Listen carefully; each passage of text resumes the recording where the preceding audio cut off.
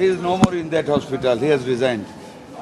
কাজে একটা চলে যাওয়া লোকের সম্বন্ধে আমি এখনো কথা বলতে চাই না। আর আমার সামনে যেহেতু নেই, কথা বলতে রাজি না, সামনে থাকলে বলতো। আর আদ্দিন হাসপাতালে আপনারা একটা প্যাথোলজির লাইসেন্স বাতিল করেছেন, বস্তুতপক্ষে যে No, হাসপাতাল আমরা কর্তৃপক্ষের চিঠিটা পড়েন, আমরা হাসপাতালের লাইসেন্স স্থগিত করেছি। আমরা যে শোকজটা করেছিলাম ওইখানে নাম্বারটা ইনঅ্যাডভার্টেন্টলি একটা clerical mistake, that is not acceptable in the eye of law. আমরা যেটা লাইসেন্স বাতিল করেছি সেখানে নাম্বার দেওয়ার দরকার পড়ে না, আমরা বলেছি হাসপাতালের লাইসেন্স বাতিল করেছি। এক্স্যাক্টলি এই ওয়ার্ডটা আছে, এই সেন্টেন্সটা আছে। সেক্ষেত্রে তো মানে আদ্দিন হাসপাতালে আরো কতগুলো হাসপাতাল রয়েছে বিভিন্ন জায়গায়, সেটা কি একই লাইসেন্স করে? No no, separate. এই হাসপাতালটা হাসপাতালের সামনে এখন পুলিশের প্রহরা নাই, এটা দরকার তো পড়ে না।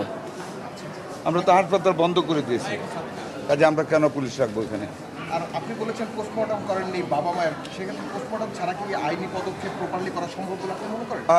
একটা বেনিফিট পায় আসামিরা, তবে এই ক্ষেত্রে পাবেন আমার বিশ্বাস, কারণ আদালত জানে কি নির্মমভাবে, মানে 6টা শিশু কি নির্মম পরিস্থিতিতে তারা মারা গেছে। ইট ওয়াজ এ ভেরি সেন্সিটিভ ইস্যু, আদালত জানে।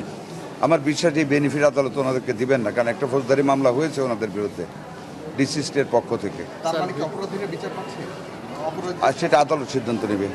স্যার, ভিটামিন এ ক্যাম্পেইনটা কবে থেকে চালু? উই হ্যাভ রিসিভড, ইনশাল্লাহ আমরা হয়তো আগামী 3-4 দিনের ভিতরে চালু করে দেবো। We have received the supply from the UNICEF.